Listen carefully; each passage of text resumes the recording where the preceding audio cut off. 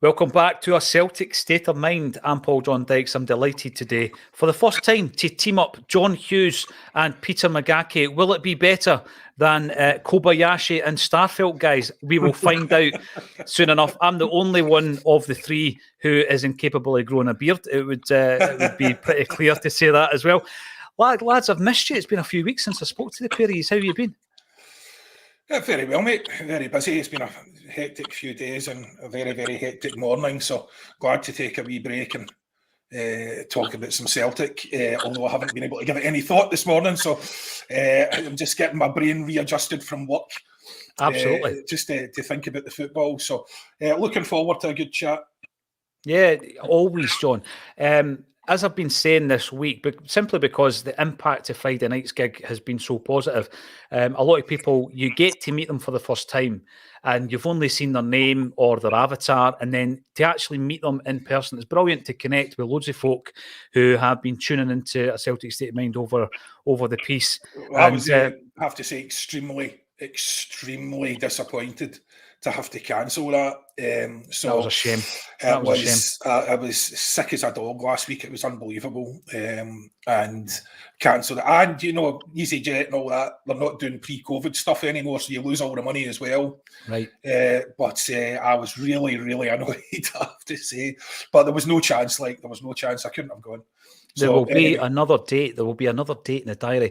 The reason I'm kicking off with this is because I shared a memory. I don't know, Peter, if you were one of the kids like me back in the day that would spend their summers on holiday at Butlins in Ayr, right? And I mean, you'll look forward to it all year. Anybody from that part of the world, give me a shout, because I loved Butlins in Ayr, and we would go there in the summer, and it felt as though you're on the other side of the world. But this is the bizarre thing. I mentioned it yesterday. Celtic would send sometimes a few players. I mean, Bobby Lennox used to go. Roy Aitken would go. Danny McGrain apparently went. I never saw Danny. And they would actually play in five-a-side tournaments, guys. And pre-season, right, going and getting chopped by, punters that are on holiday in Ayr.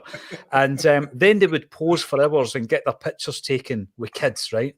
And every time I walked into my Uncle Chick and Auntie Lizzie's house, there was a picture of my wee cousin Kenny, obviously named after King Kenny, and he's in the arms of Roy Aitken, and it was on the kind of sideboard. Every time I walked in, I would see it, and it annoyed me because I didn't get my picture taken. Why didn't I get my picture taken? Because Kenny wouldn't give me a shot of Celtic top, so I went in the huff, and I wasn't going to get my picture taken with Roy Aitken without a Celtic jersey. But since I mentioned it, loads of folk on Twitter are saying, "Oh, I've got a picture with me and Roy." What I want, send them in, because these are going to appear on the big screen at Bads when Roy Aitken features there with a Celtic State of Mind at the end of the month. Email them to me at pauljondykes@gmail.com. The perm or the curly hair was resplendent back then for Roy Aitken. He's gone a wee bit white since then, but I'm really looking forward to it. Peter, did you ever go to Butlins to meet Roy Aitken?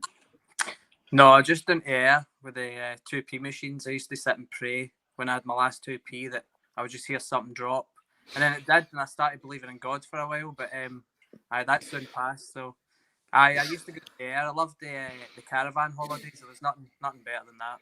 Brilliant. Did you know you used to just give the machines a wee nudge, mate, just to get the 2 pence to drop? When the prayers didn't work, they get a swift Scott Brown. You went to the dark side. Absolutely. Yes, and we're still doing it to this day, ladies and gentlemen. What do you want to talk about? We've got plenty to discuss because, of course, Peter, John and I have not discussed all the different developments that are happening at Celtic Park. And even this morning, there's other transfer talk ongoing. David Boyle is coming in quite early on the YouTube. If we can add another pacey and strong midfielder, first team centre-back, left-back and a striker, we will be stronger than last season. Even if we lose Hatate, who I feel will definitely leave this window. Well, I hope you're wrong, David, but I think it all comes down to the carrot that's dangled in front of Celtic, John. And I'm going to come to you first because there's been 2 carrots dangled so far. Yeah, there has been that we're aware of. The first one was dangled in front of Ange and he went to the EPL. The second one, of course, was dangled in front of Jota. And he's away to Saudi Arabia. It appears that that's going to be something that's going to happen a lot, not just to Celtic, but potentially to some of the other big 5 leagues in Europe. How's it feeling, John, to have a 6th force coming in and making big money bids to take star players away? Not good. I mean, Jota, you can't blame the boy. I mean, that's insane. Anyone, with that sort of money coming in from the Saudis, you would have taken their hand off, or they would have taken yours off, depending on what happened. Or you could have really super excited and lost your head, but no, maybe not. So it depends who you're talking about. But look, I think people are quite blasé about this. I think potentially, if you play out all the scenarios, and that's just the scenarios that you can foresee, I'm not sure I can see the upside of this so far. Now, we don't know. The things that you can't foresee are the reaction of other leagues and so on, and how that pans out. But, we have, for the first time, the biggest shark in the sea swimming in our wee pond, because every other similarly resourced club has no interest in our players, has no interest in our targets. They just don't show up in the same market as we do, So this is, for me, this is a real problem, because essentially they come in, they're looking at guys that we're looking at. When have we ever had that before? And it's a no-brainer of a decision. It doesn't matter what you say. I mean, it's not a football decision. You're going to play in a glorified care home for 2 years, whatever it is. And obviously that's me being disrespectful before everyone loses their mind. I'm aware of the fact they're trying to build up the league and it's going to be great and all the rest of it, right? But, at the moment, it's basically semi-retirement. So it's not a football decision. Wouldn't be convinced otherwise until something dramatic changes. But you cannot blame anybody for taking that money. We're not talking a few times your wages and we're arguing over the merits of the EPL versus glory with Celtic. I worked it out the other day and I tweeted about it. You take Jota's wages. Now, I allowed him 35 grand. I don't know what he's on. I believe he's on about 20 grand. I allowed him as much as our top player, say 35 grand. Once you take tax and national insurance off, that nets down to 18 grand a week. Mm-hmm. He's getting 192 grand. That's 10.66 his wages, right?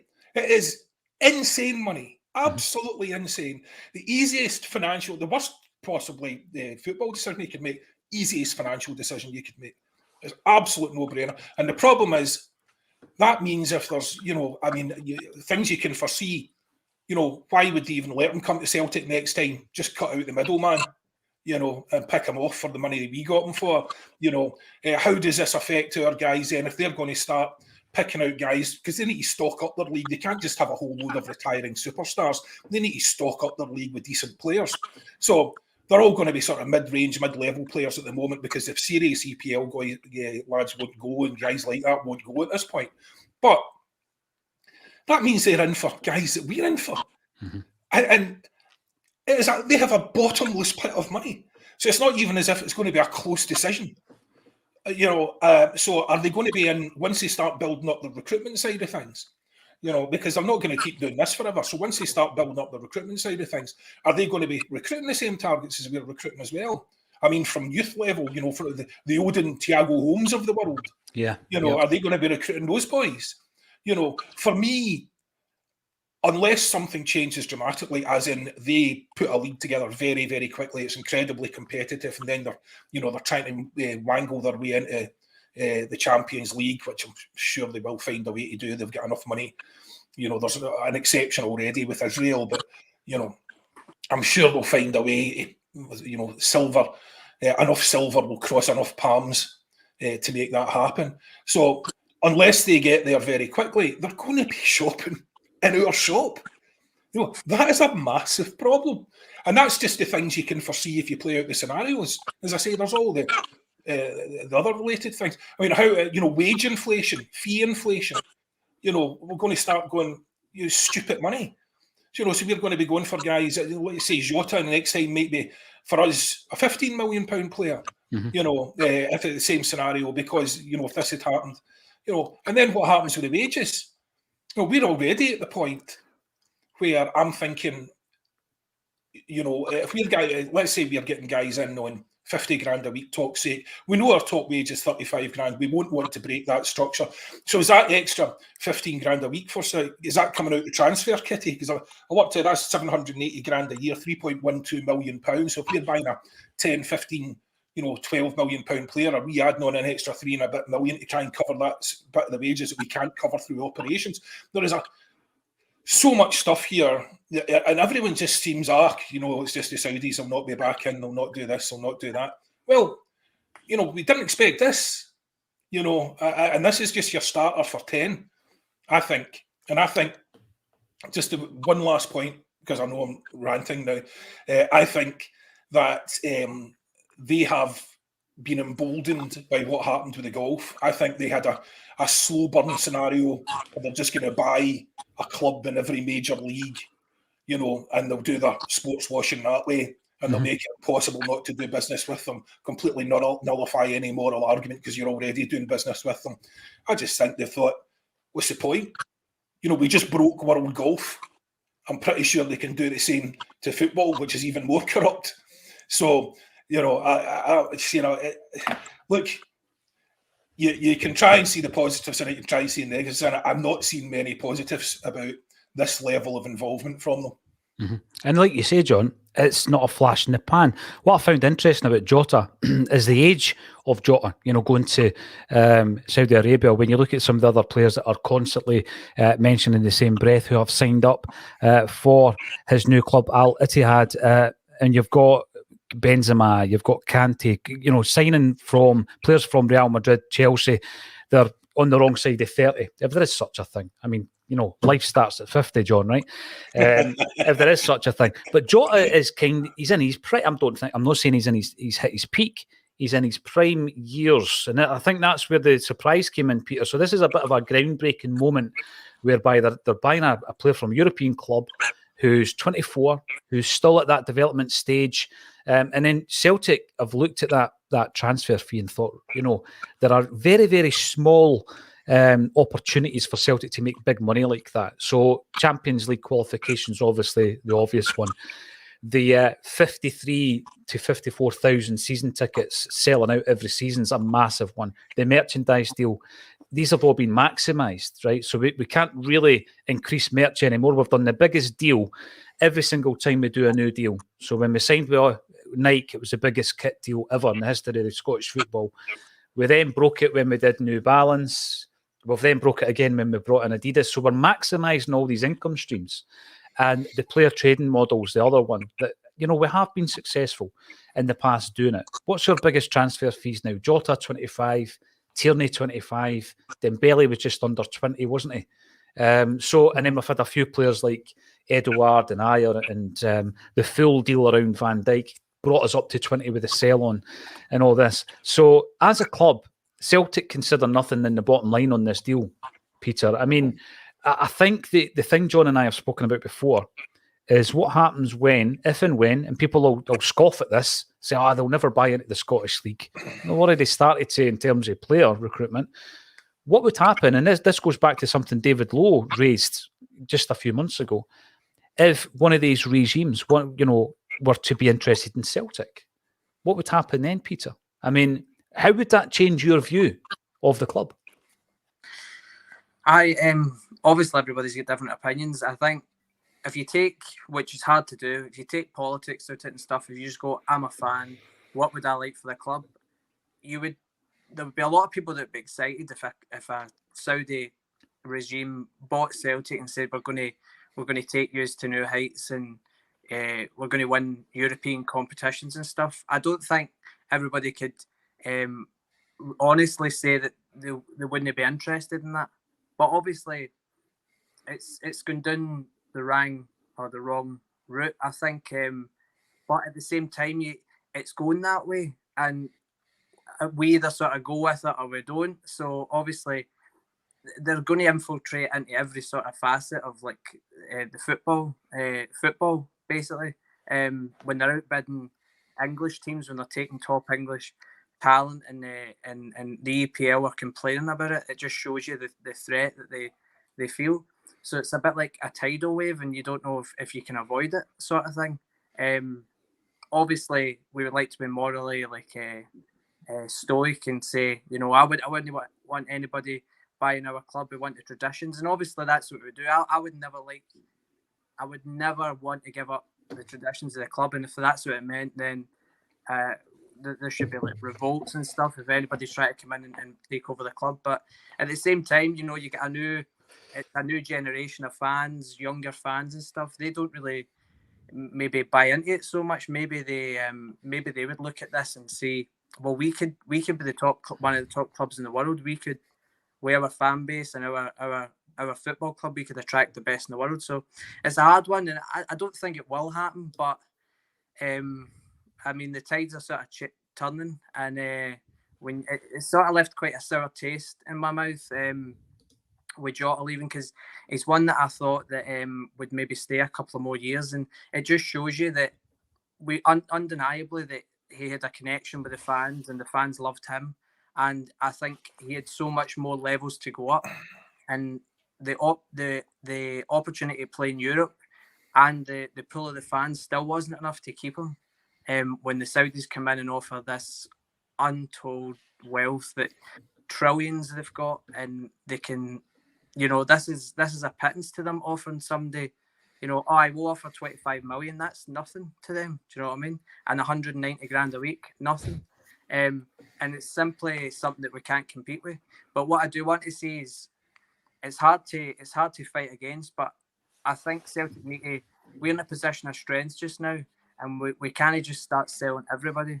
If the Saudis come in, I get it. It's going to be difficult for people to turn down, but people are on contracts and long contracts, so we can't just sort of sell everybody in a treble winning team. We can't rip it up and start again. We've got an advantage over Rangers. They've had to start again this season and rebuild. We don't want to have to be doing the same, so we can't. I don't think we can look to sell everybody, but it's difficult money to turn down. But half their squad, of course, in the Scottish press have been linked to Saudi Arabian teams as well, Peter. Right. I'm pretty sure there's lots and lots of substance in those stories. But John, I'll come back to you on this. We won't labour the fact that there was a blog written yesterday, which we published on Acsom.net, divided opinion. I would expect it to divide opinion. It's like you say, Peter, a lot of people just want success. I totally get that, right? So if you were to take a Man City fan, for example, John, and I always bang on about, the Gallagher brothers. And there used to be photographed when Man City were not hip. They had no money. They were sitting in the second division in English football. And the only kind of bright spark was when they signed Georgie Kinkladze, who was a quite phenomenal player. But do you think they're quite happy to turn a blind eye because they can now win Champions Leagues with somebody else's money? I mean, how far does that go? Is that just football in general? Are we truly different from that in terms of a fan base? Well, it's a case-by-case basis, and I mean, that's who owns them, the Qataris. So the Saudi regime stands apart amongst most global regimes as not even trying to hide it. There's all sorts of, once you get into geopolitics, I don't really want to do that, but the Saudis don't even try. They make it very, very easy to just say, look, they signed Newcastle and they beheaded 30 people the next day, right? So it makes it very easy just to say, look, these are barbarous savages. What they did to Khashoggi, MBS, basically he is a despotic, tyrannical king with absolute power and limitless wealth. So they make it very easy just to say, look at that. I mean, that country is essentially at the top, at its core, pretty evil. So, you can argue the geopolitics of what happened with wars and stuff elsewhere and all the rest of it, but they make it. Nobody else, if you don't think that's an issue, no other country's trying to sports wash at the moment, at the same degree that the Saudis are. So they obviously know that it needs to be done. In terms of coming in for us, I think they would do their due diligence, and the resistance they would get from our fans wouldn't make it worth their while. Because I don't think it's a difficult decision, personally. There's no decision there for me. If they bought us, that would be the end of things for me. That would be, I couldn't be having that. That would be a step too far, and I think that would be a step too far for about 90% of our fans. Mm-hmm. Despite the fact, obviously, you're giving up something you love, but you have to give up something you love when it's tainted by, evil like that. So, again, they would have done their homework and the likes in Newcastle. They would have done their homework and what they can buy, what they can grow, and how much resistance they're going to get from the fans. And again, I speak from a personal point of view. This isn't the views of Acsom or whatever it is. So that these are my own opinions, and I have many political opinions. I'm trying not to get into that in this blog, but it's very, very difficult because the reason they're in football is because of politics. Mm-hmm. They try and in the realms of politics, they try and expand and peddle their influence wherever possible, get their tentacles wherever they can, because it nullifies any arguments against them, makes it impossible. The politicians in most countries are long gone at this point. There's too much money floating about. And they'll do the same thing with football. They'll do the same thing with the golf. So it just becomes, it's impossible to criticise them eventually. You just can't say a word against them. There is no moral argument against them because we're all taking their money. We're all giving them money in some degree, all this sort of stuff. So, it's very, very insidious. And I'm not a fan, and I don't apologise for pulling no punches about it. I'm sorry if you don't agree, but, I'm not about to apologise for it. I think they're an insidious, evil, extremist regime. If someone like that was to buy the club, that's very different from having to sell them a player. Yes. Because you're going to end up having to do business with them or you're not be able to function. That's very different to them buying the club. So for me, someone like that coming in, step too far. John, sorry, on you go, Peter. I am no whatsoever agreeing that I would like the Saudis in. Definitely no. I was just trying to give maybe a sort of opinion of what another fan would think. But I do agree with John. I wouldn't want whatsoever. I wouldn't want that. But you're just thinking like it's so hard to stop. But for sure I'm not wanting them to come in and try and take over the club or anything. I would rather bow out and just let the rest of football do it. But it's just like John says, it's just they're creeping in every which way, and it just seems so hard to stop. But I just wanted to get that across that I wouldn't want them at the club either. No, absolutely. I mean, John, you're talking about resistance. All it takes is for a new Celtic jersey to come out to know how much resistance you get on the tiniest nuances of Celtic Football Club. Never mind a takeover bid from a regime that we do not want involved in the club. That's the difference, to be involved in the club rather than doing business with. I think that is the difference. And in a perfect environment, we wouldn't be assisting them in whatever sports washing process they are involved in. But like you say, John, when it comes to income streams, a £25 million bid on a player who cost us 6.5, and there is a percentage going back to Benfica, that is incredible business. Let's talk about Jota, the footballer, then, because what an impact he made, Peter. Let's talk about the football. And I think about certain players, I think in moments. I totally appreciate the need for analysis and data in this modern game. I absolutely do. But it's sometimes, as a football fan, it's the moments. It's the moments that you remember. You think you're lustig with a police hat. You think you're lustig with a beach ball on his head. Or when he runs away after scoring against Rangers with a jersey over his head. These are the moments you remember. And I think with Jota, there were many. So he leaves with our best wishes. Peter, what's your best memories of Jota in a Celtic jersey? Obviously, the first thing that springs to mind is the chip and the arm in the air. That just became iconic. But there was so many. Like I remember up at I don't know what team it was. It might have been Ross County away or something like that. But somebody swung a ball in and he's beat somebody at the front post with his left foot and sort of volleyed it in. And I was just like, things like that make you realise he's sort of a higher caliber of player. And you could always left foot, right foot. You could always trust him to go by a player. Just let him sort of do his thing. And we knew he was going to probably leave at some point. Obviously, we didn't expect it to be this season. And I think that Celtic have maximised the sort of money we would get. So we're talking about selling at a peak time. I think possibly that would have been it. Whether you get it for another year or so. But I know it gave us so many memories. The double denim.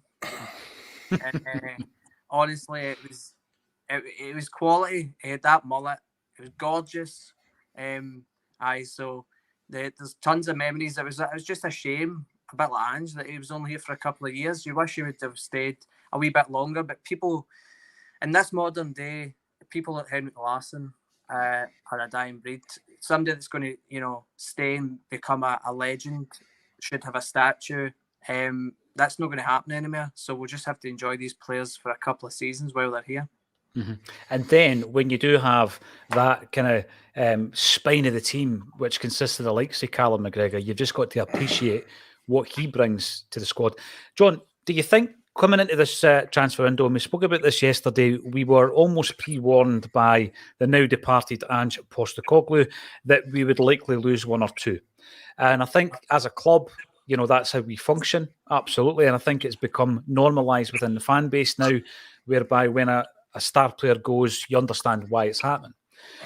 Do you think because of the nature of this deal and the size of the fee that we've got, John, that it might actually assist us in not losing as many as we might have done? Because I've seen, for example, Kyogo links 16 million, Abada links 8 to 12 million. We've went out and got 25 for Jota. Is there really any need? Certainly not on a financial level to sell another player. But then there's a fine balance, isn't there? Because you don't want to keep someone if they're unhappy, because we see how that ends as well. How's that changed the dynamic of the transfer window for you, John? Well, first of all, I just want to say a couple of things about Jota, because I love the guy. Secondly, if I could have prevented the proliferation of mullets in this country, I would have let him go for free. Right, that's the first thing. And double denim wasn't far behind.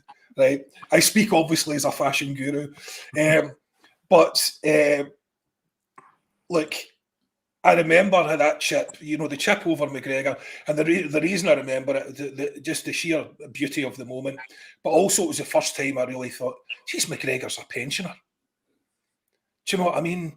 And there was a couple of points in that game you just thought, my God, that guy he's so far past it now. Mm-hmm. So, it was beautiful stuff for that. The thing that I loved about Jota was his attitude.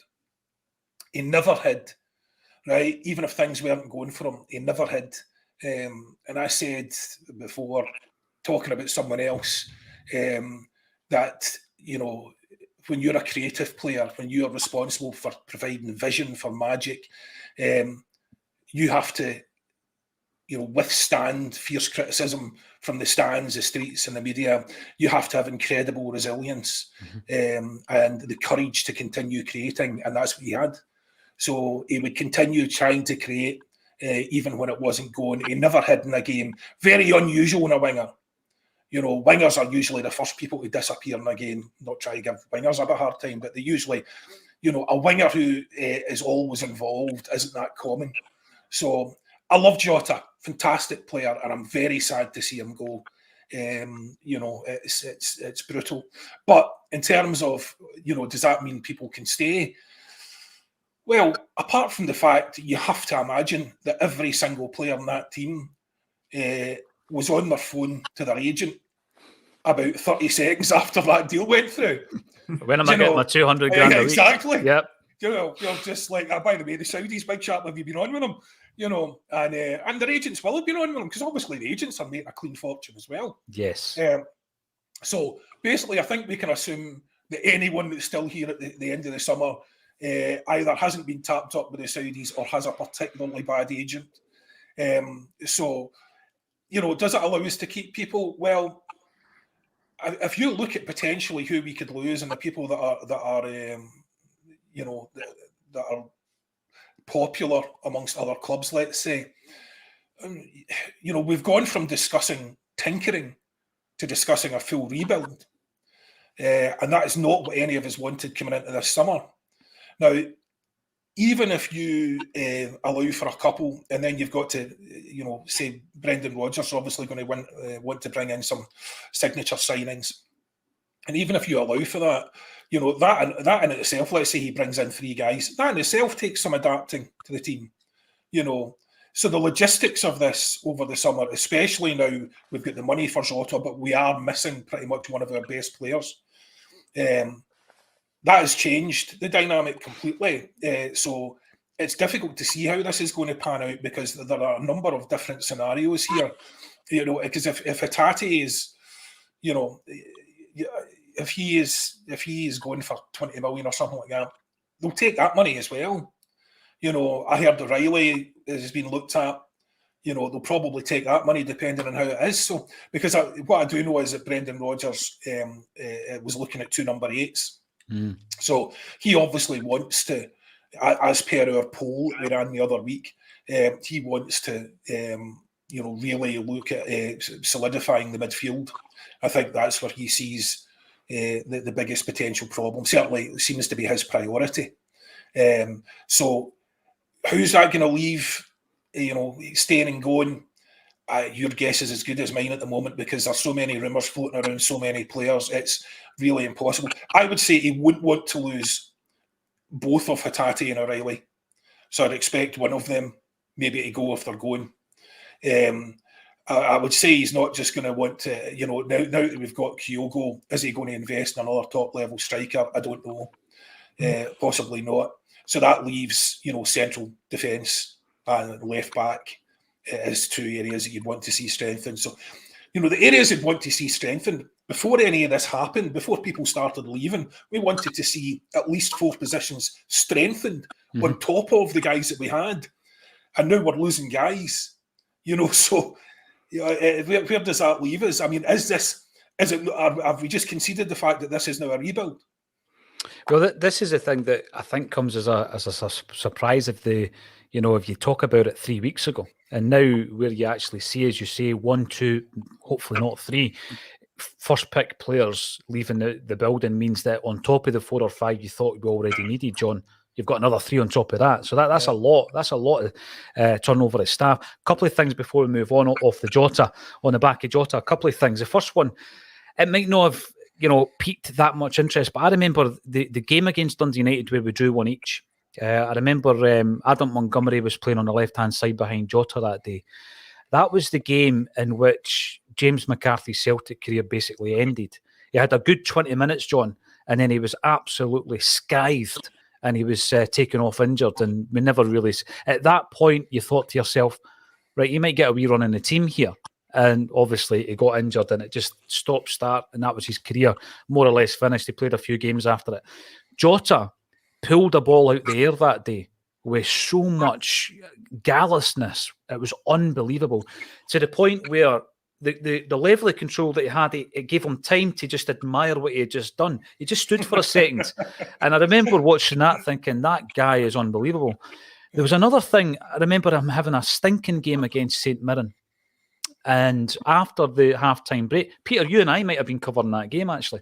After the half-time break, Jota scores probably the worst goal he's ever scored in his life. But the fact was, he was having a bad game, but he dug in to try and get the result. And it took me back to that conversation. And a lot of people love the fact that I'm obsessed with David Ginola. But we almost signed Ginola. And then under the table, I think it was Willie Hawkey was kicking Fergus McCann because McCann was saying, can he do it on a wet Tuesday night at Brockville? Well, I think Jota proved he was that. He had the entertainment, he had the skill, he had all the flair, but when he needed to, he could dig in and he could get a result, as you have to do quite often in Scottish football. But also he leaves having won 5 trophies, a double and a treble. And, we think about some players like Marco Viduka, and we think of guys like George Cadet, and you think, what did they achieve? What did they actually achieve for Celtic? Well, Cadet never won a trophy. He was only here for a season, one full season. Viduka won a League Cup. He was a mercenary. Cadet was a mercenary. These guys were mercenaries. I don't think Jota was. I just think the circumstances presented to him meant that he had a decision to make, but it probably took him less than a second to make it. So we wish him well. We'll be talking about some other arrivals, potential arrivals, and of course the fact that Kyogo's staying as well. You and Boy Martin, welcome back to the show. You are commenting on YouTube. Anyone out there watching, if you wish to comment, subscribe to the YouTube channel and you'll be able to do so. And whilst you're in there, give us a wee thumbs up as well, because it does help the channel. I have no fears, says Ewan, about losing players, as we will sign better quality to replace anyone who goes. That leads me into Marco Tilio then. We've already spoken about Australian who entered Celtic's doors for the first time with the name Marco. That was Marco Viduka. This time around it's Marco Tilio. Does he join for you, Peter, as a first pick? Is he somebody that you're looking at that and thinking he's a first pick? Or do you think He's a guy that's going to take a wee bit of time to integrate into the team, and we might see some performances from him, but you wouldn't regard him as a first pick. I think, we can't judge where he's came from, because obviously we've bought from different markets and they've hit the ground running. But I think for maybe the price of him and stuff, you wouldn't be thinking he's a first team. But listen, if he comes in and does it, then I don't care what price is. But I think you'd be thinking, if Jota leaves, is he a direct replacement for that sort of money? Don't know. He's sort of like, it reminds me, again, not seeing a lot of him, but if he seems to be left-footed, so I was thinking, when Rodgers played, how some wingers, they used to play like Paddy Roberts sitting on the right, so he'd cut in. He liked these sort of wingers to cut in, and I think maybe that could be a position on the right.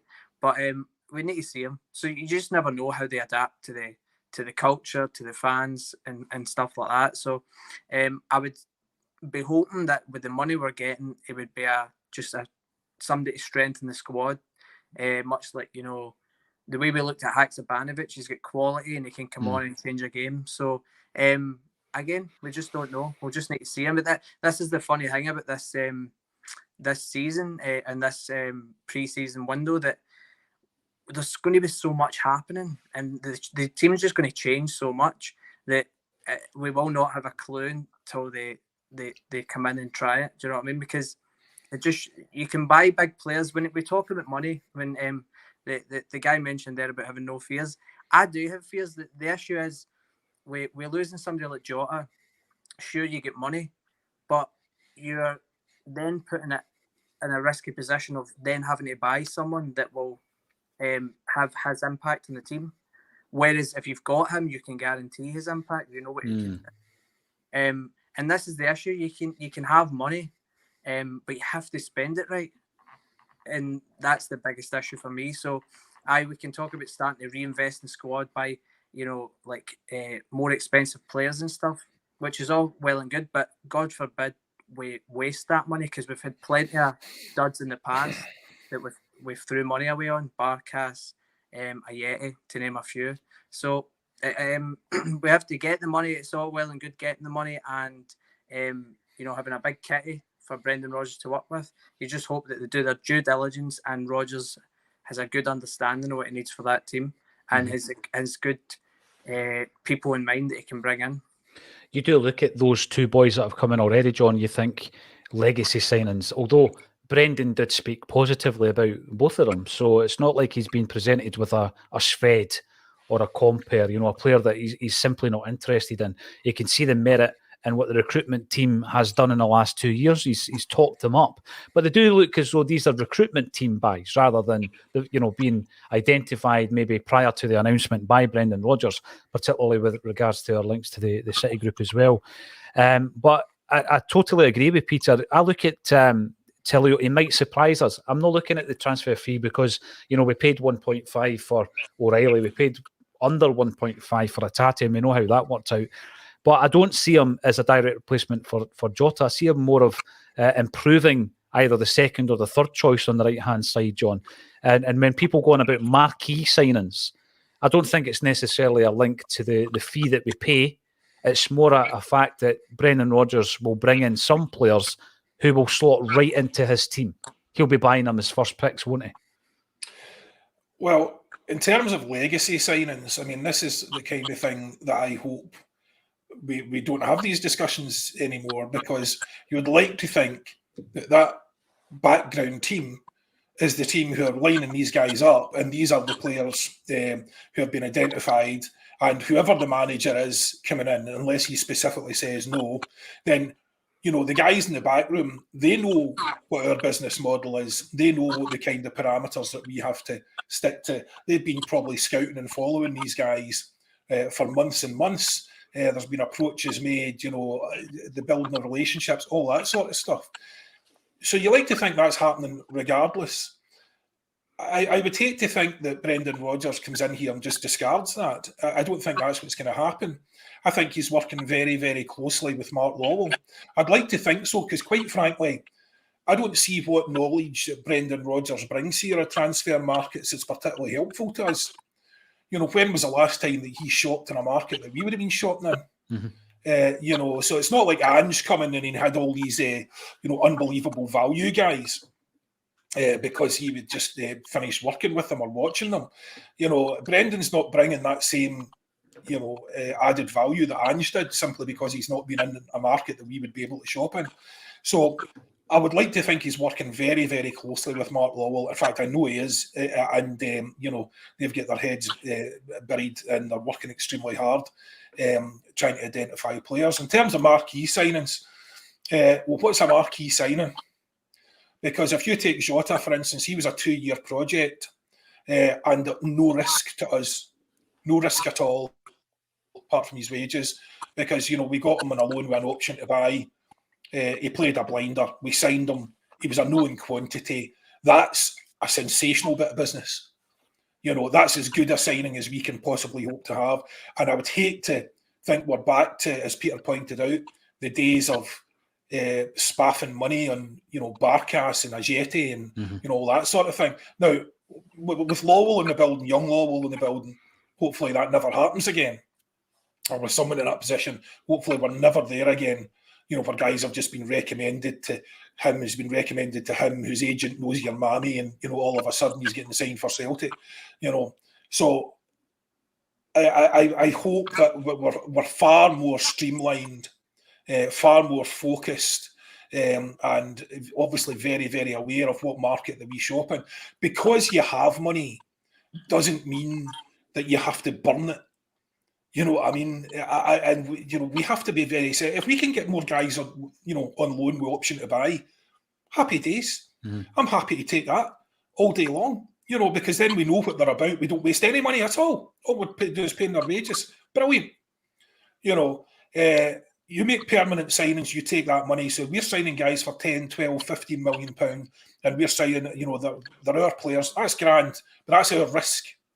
And that's a risk that we cannot afford to take in our business model, realistically.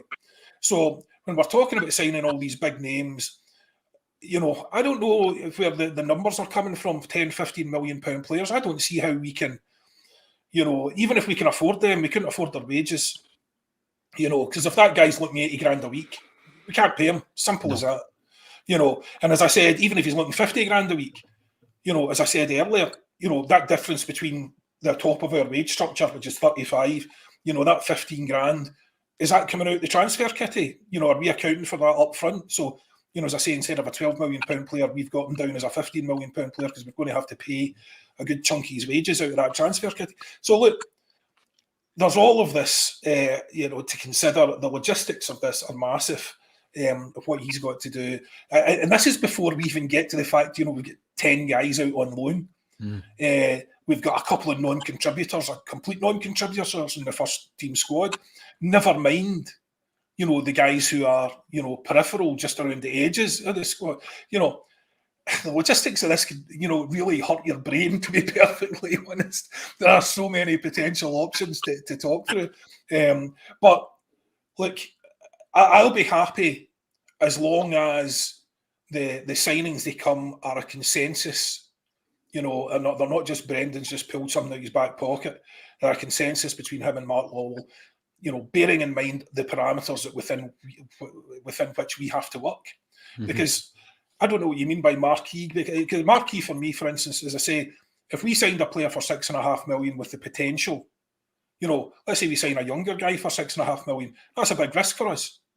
Big risk, but it's 6.5 million of potential. So that's us then upping the game. As I've said before, instead of resetting to zero, we're buying more expensive potential. But I don't expect us, to be honest with you, I'll be surprised if we're signing 10, 15 million pound guys. I just don't see it. No, I'm the same, John. And there seems to be a clamour. Like you say, we've got this money, we've got to buy big.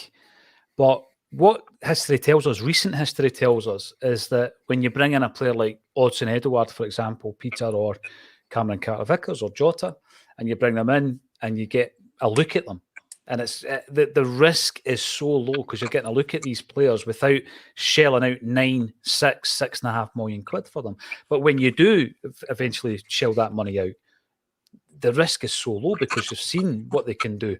I know that it might appear underwhelming if, for example, Brendan was to go out and sign 2 loanees, people would be saying, what's happened to all the money, right? Why aren't we spending all this money?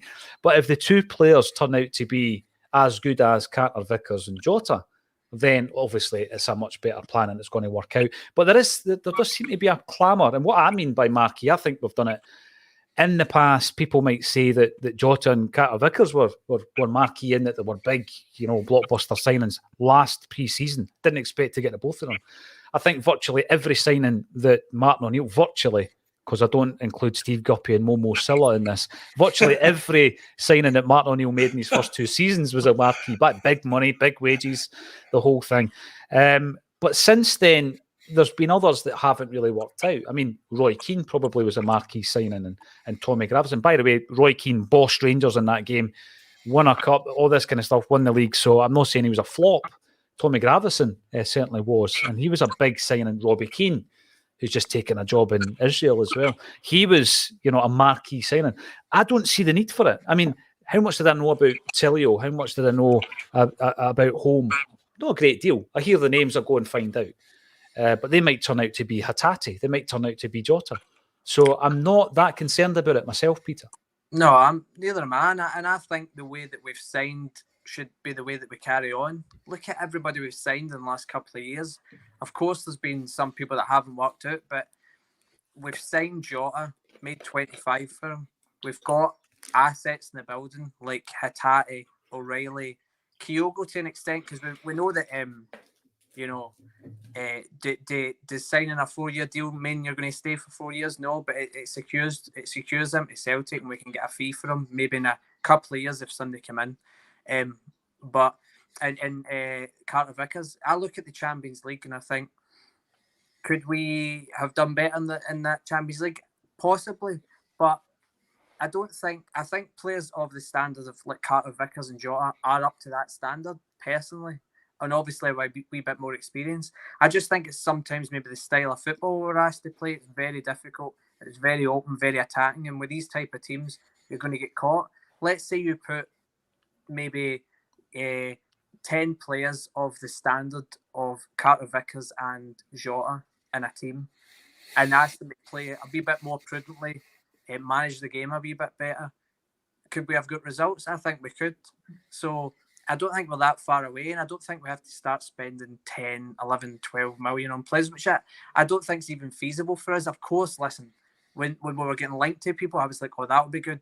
Get a young up-and-coming guy that's just going to storm the league. It's probably no feasible, to be honest with you. And like John says, we're not going to be able to afford the wages. If we're paying that sort of money for, a 22-year-old wonder kid sort of thing and offering them, 30 grand a week, other teams are going to come in and go, here's 20 million and, 100 grand a week. We're going to get blown out the water with that. So I think we just need to stick to what we've been doing. It's proved it's worked.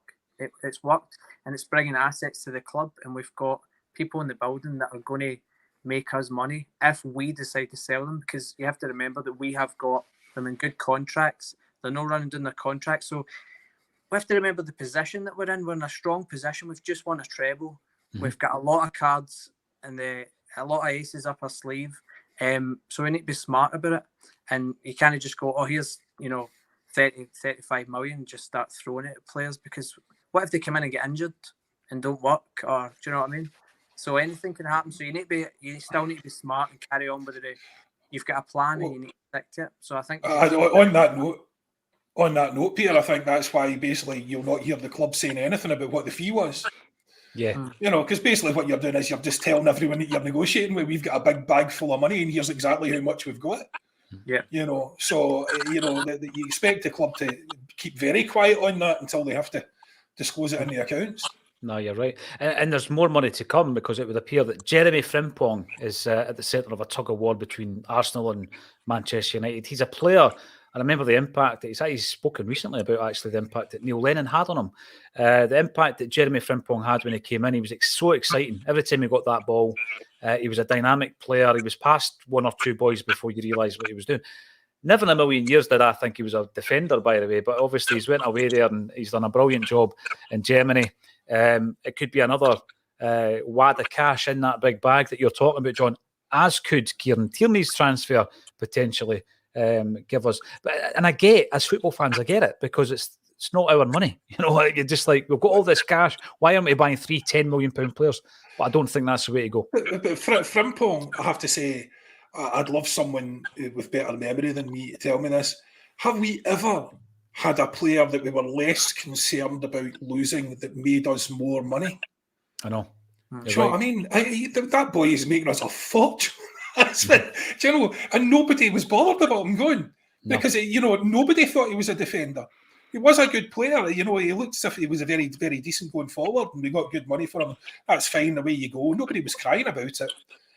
And he's still making us a fortune, the wee man. So fair play to him. I know. But, even though I didn't rate him as a defender, I still think he was better than John Joe Kenny, by the way, the guy that we brought in on loan to replace him. He was a horror show. David Boyle agrees with you and Boy. I feel we can push on in Europe. We were never going to be able to compete using Angie's rock and roll football. Well, I was looking forward to Angie's rock and roll football next season in Europe. I've got to be honest with you, David. Now we can attack more sensibly. And Brendan Rodgers has spoken about that, John. He's spoken about going away and learning how to adapt within the game and not being so gung-ho. And with regards to that, we've got to remember, yes, it's maybe a European competition that wouldn't be our first pick to be playing in, but he did get Leicester City to the semi-final of a European competition in the Conference League, so he's done pretty well. And there's a couple of conflicting things there, because, as we spoke about the other week, we do know that Brendan Rodgers was hoping to play with inverted fullbacks in his last year. And the two boys got a long-term injury, and that was the end of that. But he fully intended to play with inverting fullbacks. At the same At the same time, we also know, especially in Europe, he's a counter-attacking coach. He sets up to counter-attack. So it can be very frustrating for the fans, because a lot of the time, we're giving away possession to much better teams, and you have to be far more patient. You're sort of looking for that opening, and it's all right for people to say attack more sensibly, but I remember before, you can get very frustrated, with the ball just getting pushed around from side to side when there's no end product, and especially in Europe when you're constantly under pressure. Even when you're on the ball in possession, you're constantly under a lot of pressure. So it's a big challenge for us, Europe, regardless of which way we're playing. But I would say, if we can stick to the inverted fullbacks, I'd be happy enough with that. It seems to be a good way of playing, but I prefer to have the two.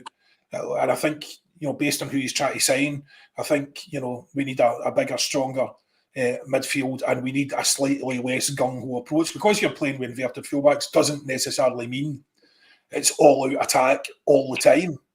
There is a way to play the game that's slightly less or slightly more risk-averse than that. There's so much to look forward to, I have to say. I have no idea what's going to happen in this transfer market, what team we're going to end up with. It could be phenomenal, or it might not be. Then we've got to work out how we're going to play, how the players are adapting to that, who are the winners and the losers amongst in the squad. In terms of who's getting into the team and who's not, who's going to get favoured and who's not. So there's so much to look forward to. I know it's a closed season, but, it's already, there's so much to consider here. There is. I'm going to ask you a question. I'll give you my answer beforehand. I think you might agree with at least one of the players I'm going to name, because I'm looking at the squad that we've got, and I'm looking at the players that I think Brendan Rodgers will have an impact on a number of players, but the type of player who is going to really suit the way that Brendan plays. And I've got a couple in mind. There's, as I say, McGregor will be fine. All these guys will be fine. But I've got a couple in mind, and I'll give you my reasons behind it. But before I do that, Alan Woods reminds me that Gravison scored twice against Rangers. I do remember that. I liked him. I heard a few stories for Gordon Strachan about him the other night that were tremendous, which showed just how difficult a player he was to manage. In fact, he couldn't be managed by all accounts. At one point, against one of the European games, and Gordon Strachan couldn't remember what game it was. And at halftime, the referee actually called Gordon Strachan into the referee's room. And he's thinking, oh no, somebody's in trouble. He says, I just want you to tell Thomas Gravison to stop speaking to me. Because apparently all the way through the first half. He would talk to the referee. He was asking him what he was doing after the game, where he was taking his wife, what hotel he was staying. He just yap. And he says, please tell him to stop yapping at me all night. So it was a bizarre situation. Brown Warrior mentions Bellamy. I think Craig Bellamy was a marquee signing. I would have loved to have kept him as well, by the way. Right, the kind of players that, in fact, I'm going to say 3 players that I think will really thrive under Brendan. Now, the first one might not be a surprise. I think Matt O'Reilly. I'm going to go back, and Alan Morrison, I'll ask him to share this with us the next time he's on. But I think there was 3 players in Brendan's team who scored a lot of goals from distance. So we're talking outside the box, and it was Stuart Armstrong, Paddy Roberts, Moussa Dembele. And I think that we've not seen enough of that from O'Reilly, but he's got it in his locker, and I think that, it will be unlocked by Brendan Rodgers. I think he could be a key player. And if it's anything like the Adam Montgomery comments that Kevin Graham made the other day, by the time we finish this, Matt O'Reilly will have signed for Real Madrid or something. But I think Matt O'Reilly will be a big player for Celtic under Brendan. The other one, and you might disagree, and I do expect a lot of people to disagree, I think Joe Hart is going to be an improved player under Brendan Rodgers. I know that Brendan likes to play out at the back, but I don't think it's to the same level in terms of the possession and style with regards to the goalkeeper having the ball for long periods of time in between the 2 centre-halves. I don't see that happening. I think he's going to have a wee bit less onus on him having the ball at his feet. Yes, he will be playing it. And also, there's more of a directness with regards to the ball out from the goalie. I think he'll be looking for his fullbacks, he'll be looking for his wingers. People, feel free to disagree on that one. And the third one for me, even though Kyogo's just signed a new deal, I think, I look at the strikers we had under Brendan Rodgers before. I think will really thrive under Brendan Rodgers. That's the 3 players that I'm going to throw out there. Peter, I'm going to ask you for yours. Which players do you think will really improve and thrive under Brendan? You just stole my that was my one, honestly. I thought I was coming up with a wee gem there that nobody had thought of. I think just his physicality and stuff. It's hard to know how Brendan Rodgers is going to play. So if we're talking about players that are at the club, because I think there's a few players that might come in that will make big impacts, but we don't know yet. So I think the players that are at the club, I think Hatate is going to probably move to a different level again. We've seen what he's capable of, but again, he sort of tailed off towards the end of last season. So I'd be looking for another strong season, because when he's playing at his best, I don't think there's anybody better than him in the midfield in Scotland. So Hatate, and let's say possibly Johnson. Know that he needs to get better, but I think he will get better. I think I'm happy with where he is just now, but I think he's going to a full season. Watching him at right back will be very intriguing. I agree with that, actually. And I think that if he does switch, John, to a more traditional style of fullback, and by traditional, I mean the likes of the fullbacks that overlap. So they're doing the defensive work and they're overlapping. Yeah, they are expected to get balls into the box, etc. They're not expected to come inside, spend a lot of time in the centre circle, spend a lot of time in the left wing if you're playing right back, etc., as we have done with the inverted fullbacks. Then I think Johnson will really take to that. What about yourself, John? Have you got any thoughts about that? I agree with you about Hart, as much as he'll be less exposed. So, any of that has got to be better. I think, basically our central defenders might look a bit better because they're less exposed. But the ones I was thinking, and this is very, very, very much dependent on who stays and who goes. First of all, Iwata, in a possession-based game, and a double pivot, which I'd expect him to play. I think Iwata, as the squad stands right now, I think Iwata could have a very big season. He could well be replaced. If he gets 2 big signings in the midfield, he might not kick a ball. But as it stands, I think he'll have a big season. Again, another one, if he stays, Abada, the sort of the more traditional sort of wing role. But even if it's not, I think Abada is maturing. We just get a better player. I think the boys get levels in him.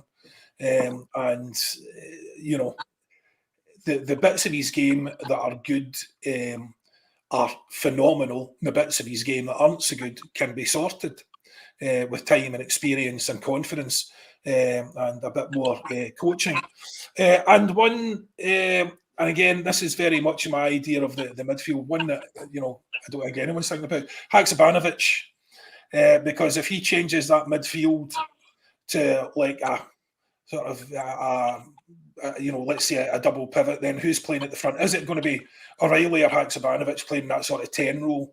Is there going to be anyone in a sort of 10 role? If he plays anyone in a 10 role, I would expect Haksabanovic to have a shout for that position, and hopefully, you know, basically bring a level of performance that we haven't currently seen from him. But he's not, you know, we've discussed this, I don't know how many times, he's not a winger. We're playing him on the wing and he's not a winger, you know, so there's no point in kidding on he's ever going to be any better out there, because he's not. No, you know, you're right. He's far too slow to be a winger. You know, people are talking about Jota didn't have enough pace at the top level. Jota was like the road runner compared to Haksabanovic. So where was Moy? Where was Moy in the race?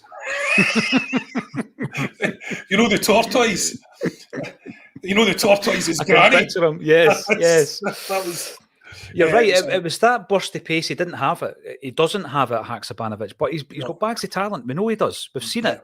You know, there was a spell there. I think it was November time. He gets Player of the Month, and he does. He looks like a player at that point. But he seemed to be playing out of position. It's a great shout. It would be great if he was one of these guys. On you go, Peter.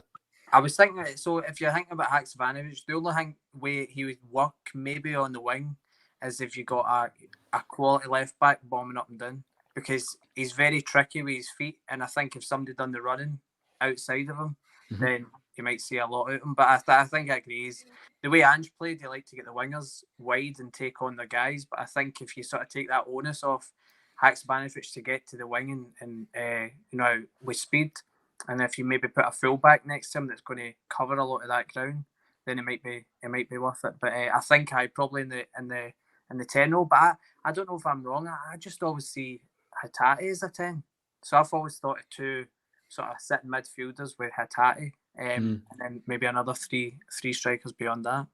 The thing with Hatate, I just think he's got that eye for a pass that nobody else does. He can unlock a defence, one touch, and he sees it before anybody else, and he's got that in his locker as well. Paddy Lavery, great to see you coming into the comments. Let's see how the season starts before getting ahead of ourselves. Yeah, absolutely. One last point I want to make here, actually. Before I do though, who's who? We can take 40 to 60 grand a week off the wage bill by moving on the Dodds. Yes, we can. I think what then happens, though, is it doesn't change the structure of how we pay players. We still have to have a ceiling, because that can, you know, create disharmony in the dressing room if somebody's on 80 or 60 grand and our ceiling's 35 grand, let's say, John. So, yeah, absolutely. Get everybody off the wage bill who's not contributing. I agree with that. We've been left with quite a few of them who have been loaned out recently. John, the South Korean leg of the tour has been cancelled. That was confirmed about 7 minutes after the bulletin ended yesterday. We were talking about it. We said it looked doomed, and yes, it is doomed. Bring the guys home and send them over to Ireland for a couple of games. What do you reckon?